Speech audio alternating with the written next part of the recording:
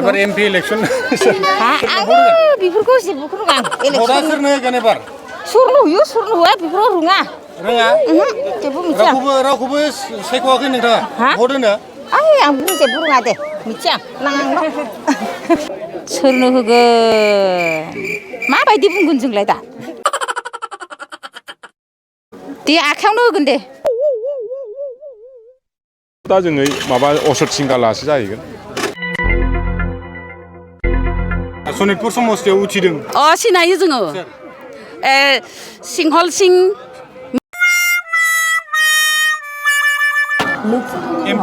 MP इलेक्सनाव एबार सोरखौ भट होगोन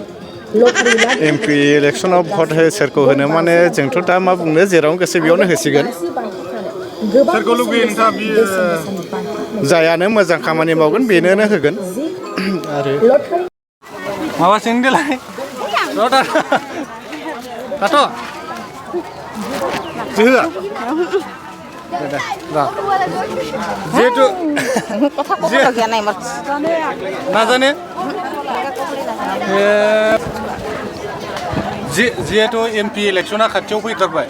नोंथाङा सोरखौ लुबैयो सोरखौ दा बिजेपि कंग्रेस दा गोदानै सफै मोनसे हान्जा हाबफैदों बिपिएफनि नोंथाङा सोरखौ बे एमपि इलेक्सनाव सोरखौ सायख'गोन बिबाराव होगोन बिबाराव बिजेपियाव बिजेपिनि केन्डिडेटआ सोर जोंथ' बुंनो रोङा दा जिखुनु जाया बिबाराव होगोन जायखिजाया बिबाराव बिबाराव जायखिजाया बिसोरो जेराव होनो होयो बेयाव होसिगोन आरो सोरनि होनो थिननायखौ होगोन फैगोन ना फोरोंग्रा फैगोनथ' आरो माथो फैबाय थायो माथो दासिमहालागै फैगोन ना फैयाखै फैथ'वाखै होमबा नोंसोर जिहेतु फैगौ एमपि इलेक्सनाव नोंथाङा सोरनो भट होगोन भट होनायाथ' आरो बिजेपिनो होनांगोन बिजेपिनो जिहेतु कंग्रेसनो मा होनना होगोन ना होआ कंग्रेसनो होनाया एसे माबा आरो जेनेबा ना मायाव होबा हामगोन नोंसोरनो होनबानो जाबाय जोंसो बुंलायनांगौ ओमफ्राय जोंथ' सानदों बिजेपियावनो होगोन होननानै बिजेपियावनो होगोन जिहेतु मोनसे बिपिएफनि हान्जाया बेयाव तेजपुर समस्थियाव बिजाथि फैदों मा होनदों तेजपुर समस्थियाव बिपिएफआबो जिहेतु बिजाथि होफैदों बिजाथि फैदों माने केन्डिडेट फोसावदों बिसोरनो भट होगोन ना होआ होजायो आं माने जेथिं माबागोन बिथिंनो होनांगोन आरो जिहेतु तेजपुर सनितपुर समस्थियाव जिहेतु फैबाय थानाय 19 एप्रिलाव मोनसे इलेक्सन जानो थांगासिनो एमपि इलेक्सन नोंथाङा सोरखौ हेफाजाब होगोन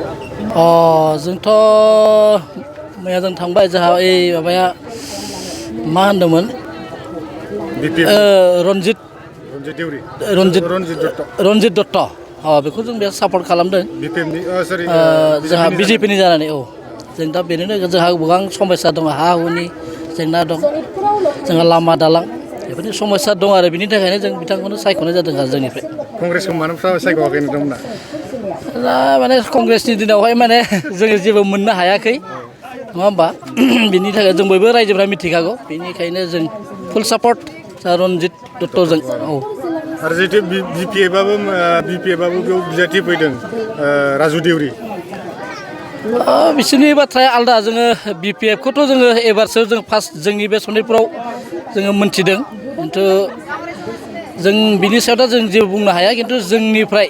जोंनि जिथु हा हुनि जेंनाखौ जोंहा बिजेपि गभर्नमेन्टआ मावनायनि जि बाथ्रा बिनि थाखायनो जोङो बिजेपि गभर्नमेन्टखौनो सापर्ट खालामनाय जादों आरो बेनि थाखाय बयबो जाहाथे बिजेपियावनो भट होयो जों आं बेखौनो खावलायगोन आरो माने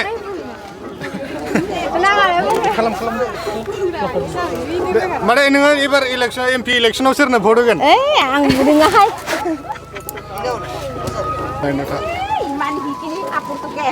माने एबार एमपि इलेक्सनाव सोरनो भट होगोन नोंसोरो सोरनो होगोन माबायदि बुंगोन जोंलाय दा जेबो बुंला सोरनो जिहेतु रन्जित दत्त आरो गोबां दङ सोरनो भट होगोन दे आखायावनो होगोन दे जिहेतु फैगौ एमपि इलेक्सना जानो थांगासिनो साननैसोल'सै नङा होमबा दा बेयाव बिजेपि सापर्ट खालामगोन ना कंग्रेस सापर्ट खालामगोन ना आम आदमि पार्टि ना बिपिएफ ना बबे मोनसेखौ नोंथाङा जायखिया फैग्रोथोंसैब्रा माया सापर्ट जायो जों रायजोआसो मिथिगौ दा ओमफ्राय नोंहा सोरखौ ओरैनो नोंहा थांखि सोरखौबो दं नामा आं दा जेबो थांखि बुंनाथ' दा जेबो थांखि बुंनाथ' दा जे फैग्रोथोंसै इलेक्सन समा एमपि इलेक्सनाव सोरनो भट होगोन नोंथाङा कंग्रेस बिजेपि जों बुंनो रोङा देखोन सोरनो होगोन सोरनो होगोन जानो मायो होगोनथाय बुंना होनो बिजेपि ल' होनो बिजेपिनो कंग्रेसनो मानो होआ कंग्रेसनो माने जोंहा माबायानो माबा नालाय नों लामा सामा बानायदों नालाय बिजेपियानो दा बिजेपिया सरकार जाना दं सोलिगासिनो दं बिदि आरो ना माने जों बिजेपिनो होगोन आरो बिजेपिनो जिहेतु एमपि इलेक्सना फैगौ साननैसोल'सै नङा होमबा दा नोंथाङा सोरखौ बिपिएफ कंग्रेस बिजेपि सोर सासेनो भट होगोन मा जोंथ' बारा फात्ता मोनालै बेफोर लाइनाव सोरनो होगोन भटखौ जोंथ' मानो दा बेयाव बिजेपियावथ' दा जोङो माबा अशथ सिंगालासो जाहैगोन जोंनिया कंग्रेसनि बिजाथियाथ' जों खोनायाखैनो आरो आम आदमि पार्टिबो होदों बेखौ आं खोनायाखै सिलिन्डारा होदों बिपिआइ बेफोरखौ खोनायाखै बेखौबो खोनायाखै जों बेफोराव जों माने गिदिङाबो नालाय बिजेपिनिया फैगोन ना फैयाखै रन्जित दत्त'आथ' गैया फैफेराखै बिथांनो भट होगोन बिथांनोलाय जों बोरै होगोन जा अशथ सिंगालानो दङ अशथ सिंगालनो होआ अशथ सिंगालथ' होगोन रन्जित दत्त'नो बेनो होआलै जों रन्जित दत्त'नो होआ जाबाय दे आयं एबार इलेक्सनाव सोरनो भट होगोन नोङो हाय नाङा आंनो एबार इलेक्सनाव सोरनो भट होगोन मोनफ्लांगोन आयं एबार एमपि इलेक्सनाव सोरनो भट होगोन एबार एमपि इलेक्सनाव रावबो होआ सोरनो होगोन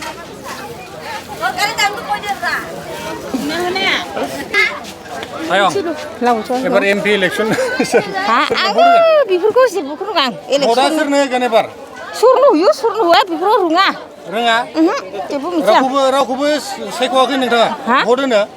आं जेबो रोङा दे मिथिया नाङा सोरनो भट होगोन एबार बिजेपि कंग्रेस आम आदमि पार्टी बिपिएफ सोरनो भट होगोन नोङो एबार एमपि इलेक्सनाव रावबो होगोन सोरनो होगोन आखायाव होगोन ना बिबाराव होगोन बिबाराव सोर दं नामखौनो बावगारो जों इलेक्सन बर' ना एबार एमपि इलेक्सनाव सोरनो भट होगोन बिजेपि होगोन ना कंग्रेस होगोन ना आपनो होगोन ना बिजेपिनो भट होगोन बिजेपिनि केन्डिडेटआ सोर बिजेपिनि केन्डिडेटआ सोर জানো মই বুজি পোৱা নাই কি কৈ আছে বিজেপিৰ কেণ্ডিডেট কোন জানো কোনা কম মানে জানো নাজানো আপুনি কাক ভোট দিব বিজেপিৰ চিম্বলটো কি পদুম ফুল ইয়াৰ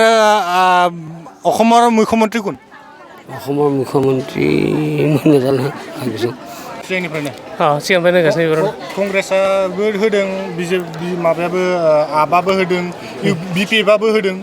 आरो गोबां बिदिनो 8 जन केन्डिडेट दं बे सनितपुर समस्तियाव बे 8 जननि भितराव बेफोरखौ सायख'वालासिनो नोंथाङा माने बिजेपिखौल' सायख'नायनि बिजेपिया माने दा माने एसे मोजां खामानि मावगासिनो नालाय बेनिखायनो जों बिसोरनो होनो सानदों आरो गासै रायजो राजाफ्रा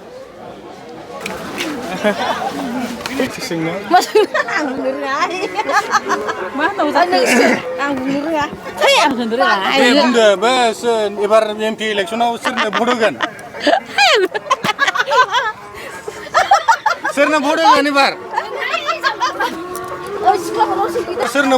एबार एमपि इलेक्सनाव कंग्रेसनो होगोन ना बिजेपिनो होगोन ना माया कंग्रेस माया बिजेपि माया मा जों सिनखौनो मोना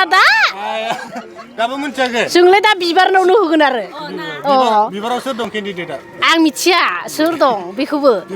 जों बेफोरबायदियाव थाबायानोबा बिबारखौ मा पार्टी होनना बुङो आं बेखौबो सिनाया मिथिया ना बिबारा बिजेपि किनो नाथाय जों बिबाराव जों माबा भट होगोन होनो जोंनि लामा पदुलि दलं गासै जाजोबनांगोन होमबासो जों होनो आरो जोंनि जेरै गिदिर उसुबिदा दं रावबोथ' जोंखौ नायनो थाङाहाय मालाबाबा जों गामियाव थाङाहाय आं बुंदों आं गुरुंजुलिनि खनेस्वरी बसुमतारी जों ससेनिफ्राय लालबारिनिफ्राय फैफिनो नाथाय जों गामियाव थाङा रावबो नागिया जोंखौ खिन्थु भट होनोब्ला जोंखौ नांगौ जोंखौ नागिरना थाङो नाथाय नांगौ समाव जों जेबो सुबिदा मोना दासिमबो जों गामियाव माखौ दानि केन्डिडेटखौ सिनायगोन ना सिनाया बिजाथिखौ दानि केन्डिडेट जिहेतु सनितपुर समस्तियाव उथिदों सिनायो जोङो सिंहल सिं माबा अशोक सिंहल অশোক সিংহল ছাৰ বুলি কৈছে কৈ নাথাকোঁ যে আমাৰ মানে অভ্যাস নাই এইবিলাক ছাৰক আমি ভোট দিম বুলি ভাবিছোঁ আমাক চাব না নাচাব ৰাস্তাৰ পদূলি আমাক হ'লে চব লাগিব গাঁৱৰ আৰু কি অসুবিধা হৈছে চব দিব লাগিব আমাক কিন্তু ভোট লৈ পেলাই ভালকৈ দিম আমাক সুবিধা দিম কৈ কেনে এতিয়া ভোট লৈছে আৰু আমাৰ পৰা ভোট লৈ কেনে যদি পিছত নাচায় পিছত আমি নিদিম আৰু